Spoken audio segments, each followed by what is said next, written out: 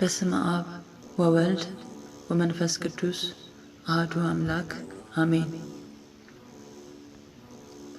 እንኳን ለሰሞነ ሕማማት አራተኛ ለሕጽበተ እግር፣ ለጸሎተ ሐሙስ፣ ለምስጢር ቀን፣ ለአዲስ ኪዳን ሐሙስ፣ ለነጻነት ሐሙስና ለአረንጓዴው ሐሙስ እግዚአብሔር አምላክ በሰላምና በጤና ደረሰን። ከስቅለትና ከትንሣኤ በፊት ያለው ሐሙስ በቤተ ክርስቲያናችን የተለያዩ ስያሜዎች አሉት። አንደኛ ሕጽበተ እግር ይባላል። ይህ ስያሜ የተሰጠው ጌታችን በዚህ ቀን የደቀ መዛሙርቱን እግር በማጠቡ ምክንያት ነው። ይህም የሚያሳየው የዓለምን ኃጢአት ለማጠብ የመጣ መሆኑን ነው። ይህንን ለማስታወስ ዛሬ ካህናት፣ ጳጳሳት በመካከላችን ተገኝተህ የእኛንና የሕዝቡን ኃጢአት እጠብ ሲሉ በቤተ ክርስቲያናችን የተገኙትን ምዕመናን እግር በወይንና በወይራ ቅጠል ሲያጥቡ ያረፍዳሉ። ዮሐንስ ወንጌል ምዕራፍ 13 ከቁጥር 4። ሁለተኛ የጸሎተ ሐሙስ ይባላል። የዓለም መድኃኒት ኢየሱስ ክርስቶስ የሚደክም ሥጋን የተዋሃደ አምላክ ፍጹም ሰው መሆኑን ለመግለጽና ለአርአያነት ጠላቶቹ መጥተው እስኪይዙ ድረስ በጌቴ ሴማኔ ሲጸልይ በማደሩ ምክንያት ነው።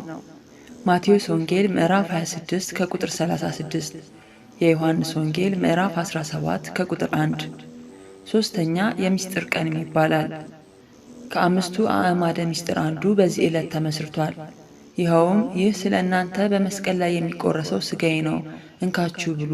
ጽዋውንም አንስቶ አመሰገነ።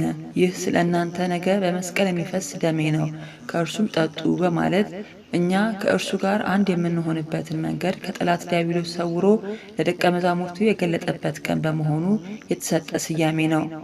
በዚህ ዕለት ቅዳሴ ይቀደሳል። የሚቀደሰውም በለሆሳስ ሲሆን እንደ ቃጭል በመሆን የሚያገለግለውም ጸናጽል ነው። ይህም አይሁድ ጌታችንን ለመያዝ ሲመጡ ድምፃቸውን ዝግ አድርገው በለሆሳስ እየተነጋገሩ መምጣታቸውን ለማሰብ ነው። በቅዳሴውም ኑዛዜ አይደረግም።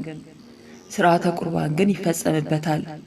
ይህም ጌታችን የሰጠውን ዘላለማዊ ቃል ኪዳን ለማሰብ ነው። በዚህ ዕለት ክርስቲያን የሆነ ሁሉ በንስሐ ታጥቦ ተዘጋጅቶ ቅዱስ ሥጋውንና ክቡር ደሙን መቀበል ይኖርበታል። አራተኛ የሐዲስ ኪዳን ሐሙስ ይባላል።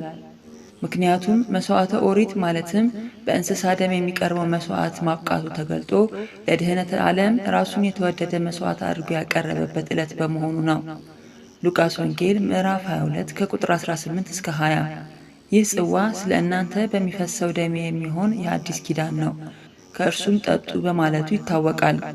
ጌታችን መድኃኒታችን ኢየሱስ ክርስቶስ ለአዳምና ለልጆቹ ሁሉ ዘላለማዊ ቃል ኪዳን በራሱ ደም የፈጸመበት ዕለት መሆኑን በማሰብ የቃል ኪዳኑ ፈጻሚዎች፣ ጠባቂዎች መሆን እንደሚገባ እንማራለን። አምስተኛ የነጻነት ሐሙስ ይባላል። ለኃጢአትና ለዲያብሎስ ባሪያ ሆኖ መኖር ማብቃቱ የሰው ልጅ ያጣውን ክብር መልሶ ማግኘቱ የተረጋገጠበት ቀን ስለሆነ ነው። ራሱም ጌታችን መድኃኒታችን ኢየሱስ ክርስቶስ ስለ ሰው ልጅ ነጻነት ሲናገር ከእንግዲህ ወዲህ ባሮች አልላችሁም፣ ባሪያ ጌታ የሚያደርገውን አያውቅምና ወዳጆቼ ግን ብያችኋለሁ በማለቱ ዮሐንስ ወንጌል ምዕራፍ 15 ከቁጥር 15። ከባርነት ነጻ የወጣንበት ቀን መሆኑን መጽሐፍ ቅዱስ በግልጽ ያስረዳናል። ስለዚህ እያንዳንዱ ክርስቲያን ከኃጢአት ባርነት መራቅ ከእግዚአብሔር ጋር የሚያወዳጀውን መልካም ሥራ በመስራት ሕይወቱን በቅድስና መምራት ይኖርበታል። እርሱ ጠላቶቹ ስንሆን ወዳጆቹ አድርጎናል። ማቴዎስ ወንጌል ምዕራፍ 26 ከቁጥር 17። መልካም የሰሞነ ሕማማት የጾም ጊዜ ለሁላችንም ይሁንልን። ወስብሐት ለእግዚአብሔር። ይቆየን።